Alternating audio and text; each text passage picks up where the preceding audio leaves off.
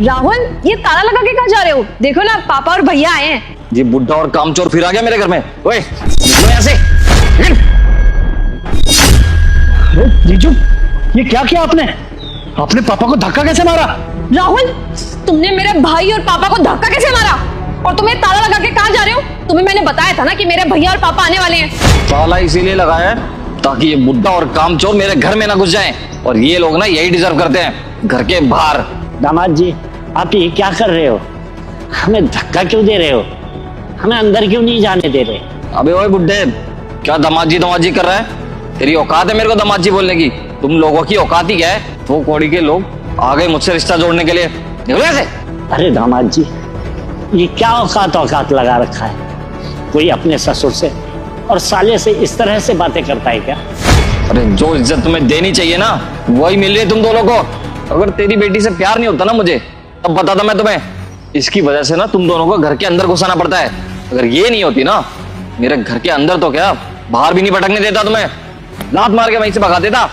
ये तुम कैसे बात कर रहे हो? तुम्हें पता नहीं है कि मेरे पापा हैं? हाँ, भूलो मत कि ये मेरे पापा और मेरे भैया हैं। तमीज से बात करो इनसे, समझ में आई तुम्हें? बिल्कुल सही बात कर रहा हूँ मैं इससे।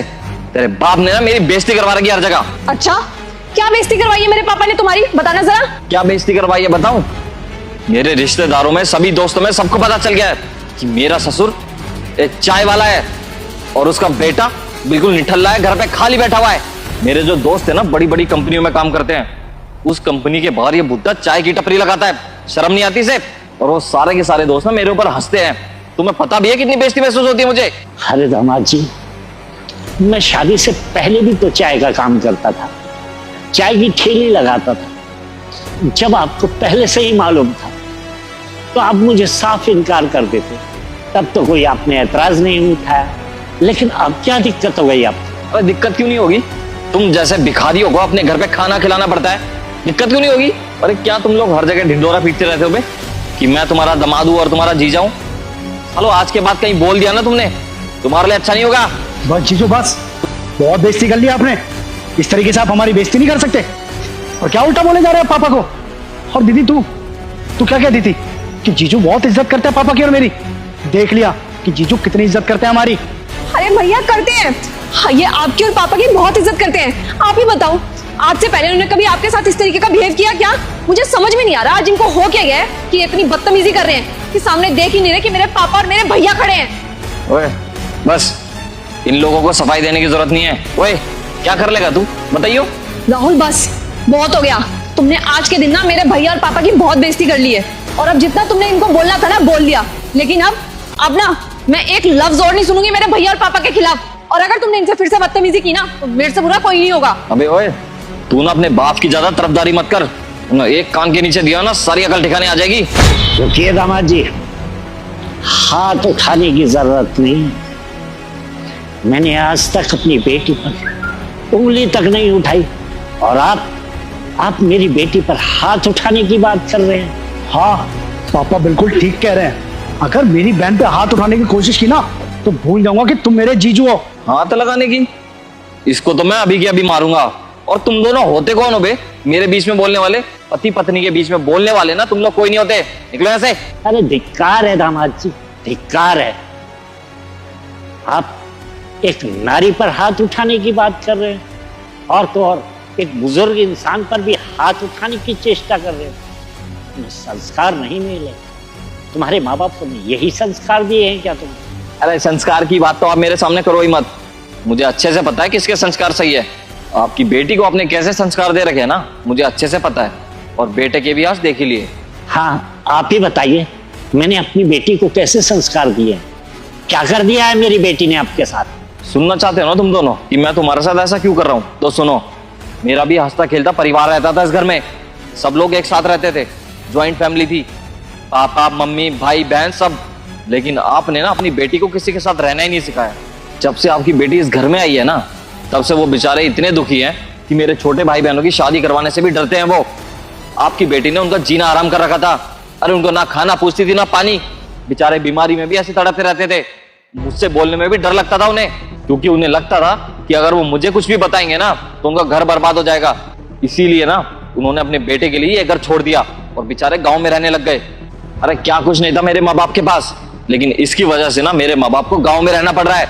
और जब ये मेरे परिवार की इज्जत नहीं करेगी तो मैं आप लोगों की क्यों करूं? भागो यहां से। बेटी, मैं ये क्या सुन रहा हूं? क्या दामाद जी सच कह रहे हैं? अरे पापा जी बंद कीजिए नाटक, आपकी बेटी है, इतना तो आपको पता ही लग गया होगा ना। बिना गलती के तो ये चुप ही नहीं बैठती।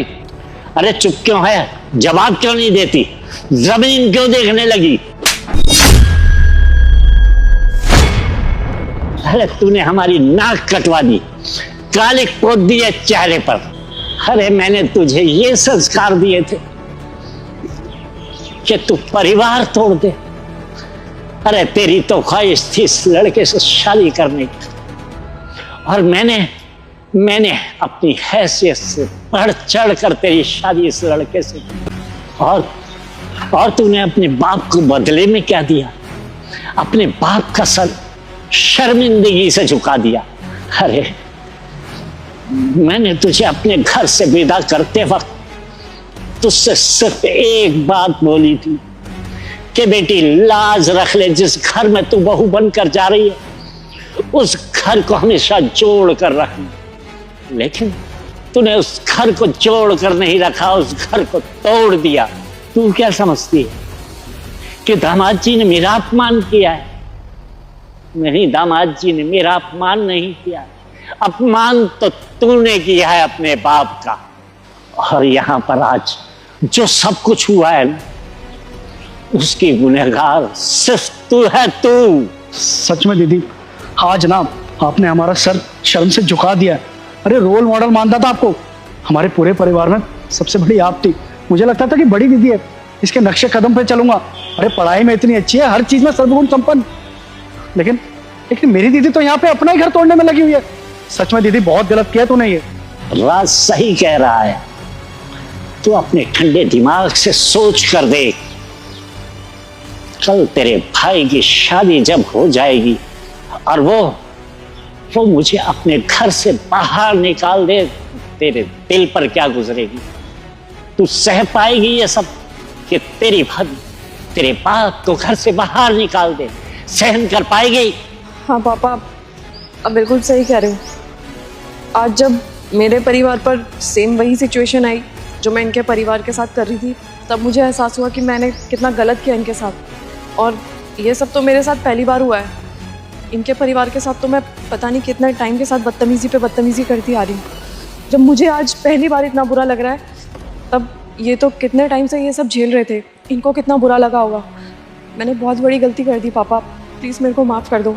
अरे बेटी, तुम मुझसे क्या माफी मांग रही? मैं तो तेरा बाप हूं।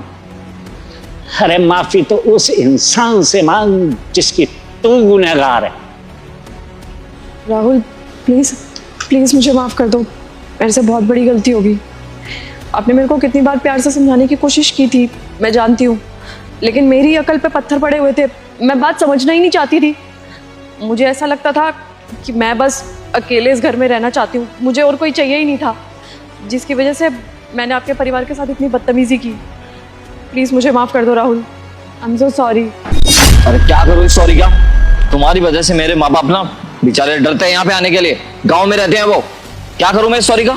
तुम्हारे सॉरी बोलने से सब कुछ ठीक हो जाएगा, मेरा परिवार क्या मेरे घर पे आ जाएगा वापस?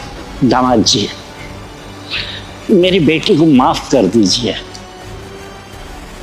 शायद इसकी अकल में आ चुका है कि इसे ऐसा नहीं करना चाहिए। मैं आपसे गुजारिश करता हूं कि बस आप मेरी बेटी को माफ कर दीजिए। और दामाद जी, मैं गांव चलूंगा, अपने समझी जी मना कर लेकर आऊंगा।